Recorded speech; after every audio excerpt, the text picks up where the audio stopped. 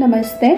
आज मैं आपके सामने कक्षा 10वीं हिंदी की पहली कविता भारत महिमा का भावार्थ प्रस्तुत करने जा रही हूँ।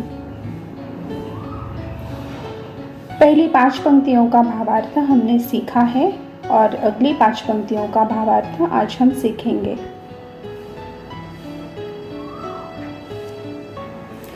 किसी का हमने छीना नहीं, प्रकृति का रहा पालना यही, हमारी जन्मभूमि थी यही, कहीं से हम आए थे नहीं। प्रकृति यानी सृष्टि, हमारे आसपास जो पेड़ पौधे, वायु, जल, फल फूल है, इनसे यह प्रकृति बनती है। यहाँ कवि हमारे संस्कारों की विशेषता बताते हुए कहते हैं कि जिस प्रकार अंग्रेज सरकार अपना देश छोड़कर हमारे देश में आए थे और उन्होंने हमारा राज्य छीना था, हम पर अन्याय किया, अत्याचार किए, हमें दुख पहुंचाया, लेकिन हमने बिना वजह किसी का कुछ छीना नहीं है, किसी को तकलीफ नहीं पहुंचाई है और शायद इसीलिए यह प्रकृति हमेशा पेड़ पौधे, वायु, फल फूल, जल, इनसे हरी भरी रही है। तो यहाँ कवि ने हमारे शुद्ध आचरण का महत्व हमें बताया है। चरित थे पूत, भुजा में शक्ति, नम्रता रही सदा संपन्न, हृदय के गौरव में था गर्व, किसी को देख न सके विपन्न।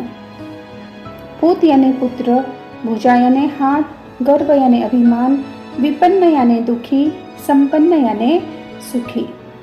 हमारा देश शूरवीरों का देश है और हमारे देश में जो राजा महाराजा होकर गए वे चारित्र्यवान थे, ताकतवान थे, लेकिन इसके साथ साथ वे बहुत नम्र थे। उन्हें अपने देश का अभिमान था।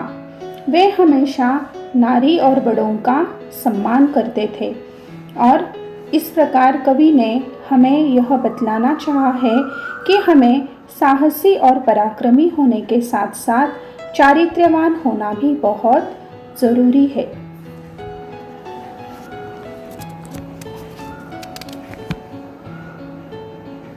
हमारे संचय में था दान, अतिथि थे सदा हमारे देव, वचन में सत्य, हृदय में तेज, प्रतिज्ञा में रहती थी टेव।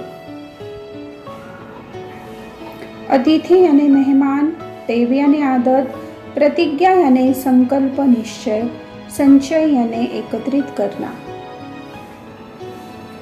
यहाँ कवि ने हमारी रूढ़ी, परंपरा, रीति रिवाज और संस्कारों का वर्णन किया है। कवि कहते हैं कि हमारे भारतवासी अगर किसी बात का संचय करते हैं तो उसका उद्देश्य दान होता है। अतिथि को हम देवता की तरह सम्मान देते हैं। हम हमेशा सत्य बोलते हैं। हम हृदय में तेज है, यानी हमारा दोस्त कौन है, दुश्मन कौन है, यह हम झट से पहचान लेते हैं और हम जो भी प्रतिज्ञा लेते हैं उसे दृढ़ता से निभाते भी हैं। तो यहाँ कवि ने हमारी रूढ़ी, परंपरा, रीति रिवाज और हमारी संस्कृति का महत्व बताया है। वही है रक्त, वही है देश, वही साहस है, वैसा ज्ञान, वही है शांति, वही है शक्ति, वही हम दिव्य आर्य संतान। हम आर्य संतान हैं, यानी आर्य हमारे पूर्वज है जो भारत की उत्तर दिशा से आए थे और वे अपने साथ बहुत मजबूत सांस्कृतिक परंपरा लेकर आए थे। संस्कृत इन्हीं के द्वारा बोली जाने वाली भाषा थी और आज हमने इस संस्कृत को हमारी मातृभाषा के रूप में अपनाया है। कवि कहते हैं उन्हीं की तरह हम शूर, वीर, साहसी और ज्ञानी हैं और इसी के साथ साथ हम शक्ति और शांति का प्रतीक है। तो कवि ने यहाँ हमारी हिंदू संस्कृति की ओर प्रकाश डाला है।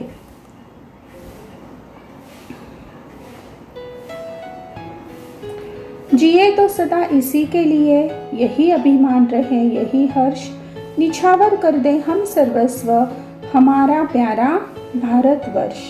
यहाँ पर एक मुहावरा आया है, निछावर कर देना यानी अर्पण कर देना। इसका वाक्य में प्रयोग देखिए, भारत देश को आज़ादी दिलाने के लिए हमारे देश के देशभक्तों ने अपनी जान निछावर कर दी। इस प्रकार ऐसे गौरवशाली और महान देश का हमें अभिमान होना चाहिए। हमारे देश के लिए हमें जीना है और इस पर हमें अपना सर्वस्व अर्पण करना है। तो इस प्रकार इस कविता से कवि ने हमें यह संदेश देना चाहा है कि हमारे जीवन में हमें अपने देश को सबसे श्रेष्ठ स्थान देना चाहिए।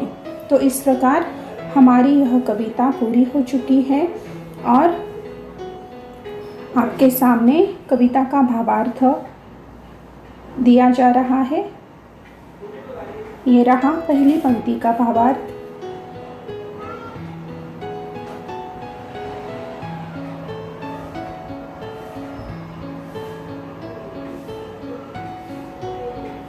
दूसरी पंक्ति,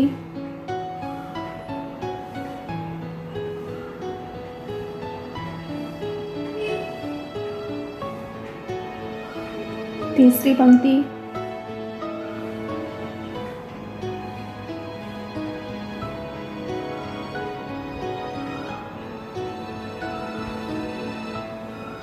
चौथी पंक्ति,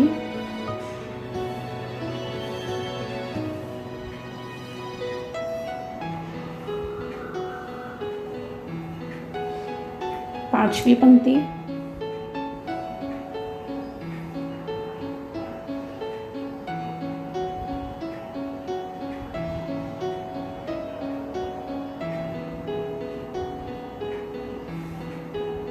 यह है छठी पंक्ति।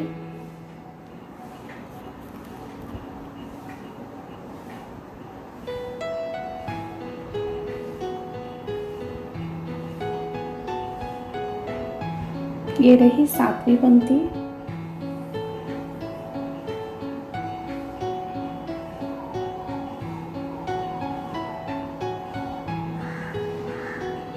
आठवीं पंक्ति।